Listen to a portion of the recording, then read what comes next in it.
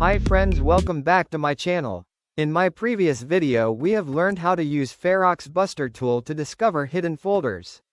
In today's video we will learn how to install Ferox Buster in Linux. So first of all, open command prompt with option run as administrator. Then type the command WSL and hit enter key. WSL is Windows subsystem for Linux.